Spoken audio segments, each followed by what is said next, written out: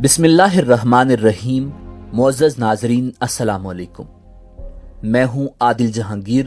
Welcome to info at Adil.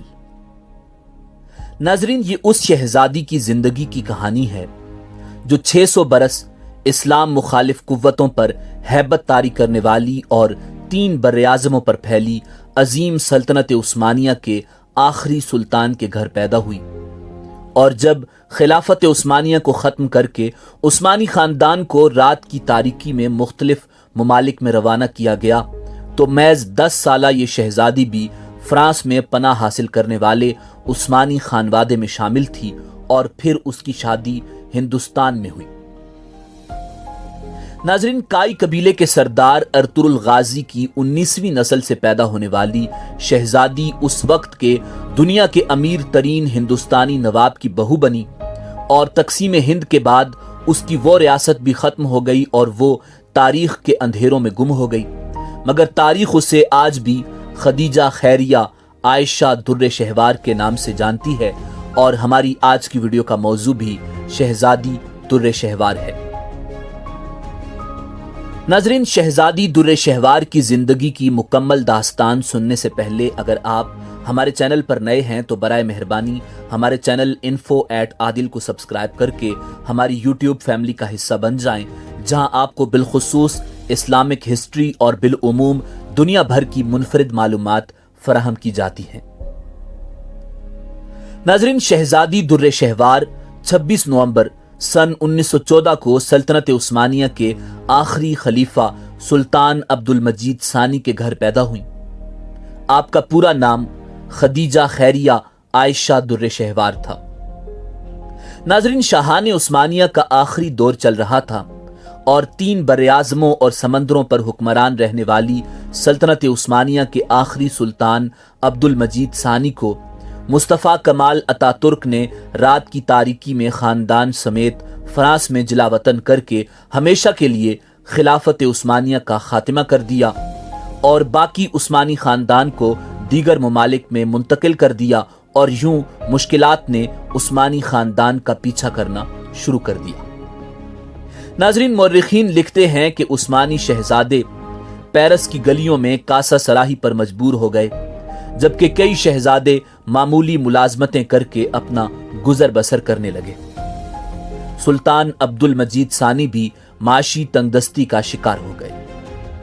ناظرین، جب سلطان عبد المجید ثانی کی تنگدستی اور مفلسی کی خبر ریاست حیدرآباد دکن کے نواب میر عثمان علی خان کو ملی تو انہوں نے سلطان عبد المجید ثانی کے لیے ریاست حیدرآباد دکن کی طرف سے ماہانہ وظیفہ جاری کیا، اور اس وقت نواب عثمان علی خان دنیا کے امیر ترین شخص تھے، اور یوں دیار غیر میں پناہ گزین عثمانی سلطان عبد المجید ثانی اور نواب میر عثمان علی خان کے درمیان تعلقات کا باقاعدہ سلسلہ شروع ہوا، جو رشتہ داری میں بدلا، اور 18 برس کی عمر میں شہزادی در شہوار کی شادی حیدرآباد دکن کے نواب میر عثمان علی خان کے بڑے صاحبزادے شہزادہ اعظم جاہ سے ہو گئی۔ شہزادہ اعظم جاہ کی عمر اس وقت 25 سال تھی، اور شہزادی در شہوار اور شہزادہ اعظم جاہ کا نکاح مولانا محمد علی جوہر کے بھائی مولانا شوکت علی نے 12 نومبر سن 1932 کو پیرس میں پڑھایا۔ ناظرین، دلچسپ بات یہ ہے کہ اس رشتے سے پہلے ایران کے بادشاہ نے اپنے بیٹے رضا شاہ پہلوی کے لیے شہزادی در شہوار کا رشتہ مانگا، اور مصر کے شاہ فواد نے بھی اپنے بیٹے فاروق کے لیے اس رشتے کی درخواست کی تھی، مگر سلطان عبد المجید ثانی نے انکار کر دیا تھا، اور یہ سعادت ہندوستان کے نظام حیدرآباد میر عثمان علی خان کے حصے میں آئی۔ ناظرین، شہزادی در شہوار بڑے قد اور پروقار شخصیت کی مالک تھی، جس کی وجہ سے نظام حیدرآباد دکن میر عثمان علی خان پارٹیوں میں بڑی محبت سے اس بات کا ذکر کرتے کہ شہزادی در شہوار ان کے صاحبزادے سے طویل القامت ہیں۔ ناظرین، ہندوستان کے نواب خاندان اور خلافت عثمانیہ کے خاندان کے درمیان یہ تعلقات مزید مستحکم ہوئے، اور شہزادی در شہوار نے اپنی کزن شہزادی نیلوفر کی شادی شہزادہ اعظم جاہ کے چھوٹے بھائی سے کروا دی۔ سلطنت عثمانیہ کے آخری سلطان عوام میں اپنی جدید سوچ کی وجہ سے خاصے مقبول تھے اور خواتین کی تعلیم و تربیت کے بہت بڑے داعی تھے۔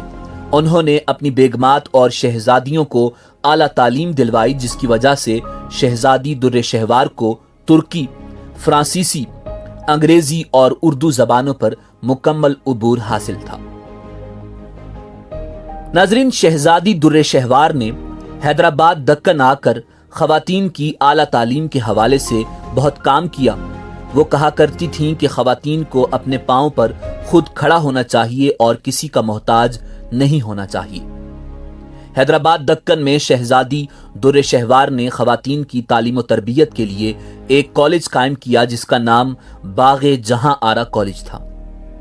ناظرین، 1933 میں ان کے بطن سے مکرم جا اور 1936 میں مفہم جا پیدا ہوئے۔ شہزادی در شہوار کے دونوں بیٹوں نے برطانیہ میں تعلیم حاصل کی اور ترک خواتین سے شادیاں کی۔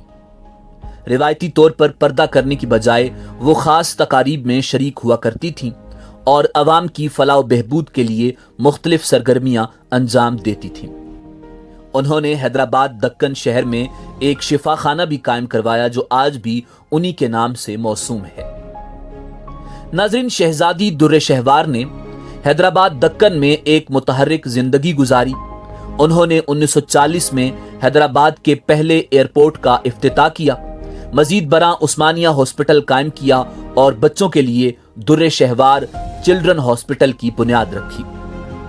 علی گڑھ مسلم یونیورسٹی میں 1939 میں مشہور زمانہ اجمل خان طبیہ کالج کا افتتاح کیا۔ شہزادی در شہوار ترک حکومت کے رویے کی وجہ سے سخت ناراض تھیں۔ انہوں نے شاہی خون ہونے کے باوجود استنبول میں دفن ہونے سے انکار کر دیا تھا، کیونکہ 1944 میں ان کے والد آخری خلیفہ اسلام سلطان عبد المجید ثانی کو استنبول میں دفن ہونے کی اجازت نہیں دی گئی تھی۔ ناظرین، شہزادہ اعظم جاہ کا انتقال 1970 میں ہوا، جبکہ شہزادی در شہوار 7 فروری 2006 کو لندن میں 92 برس کی عمر میں انتقال کر گئیں۔ ناظرین، وہ یقینی طور پر انتہائی پروقار خاتون تھیں اور اگر قدرت ساتھ دیتی اور سلطنت عثمانیہ کا خاتمہ نہ ہوتا تو وہ شاید دنیا کی عظیم ملکاؤں میں سے ایک ہوتی۔ ناظرین، اسی امید کے ساتھ اجازت دیجیے کہ آپ کو ہماری ویڈیو پسند آئی ہوگی۔ ملتے ہیں بہت جلد ایک نئی معلوماتی ویڈیو کے ساتھ۔ دیکھتے رہیے info@adil۔ اللہ رب العزت آپ کا حامی و ناصر ہو۔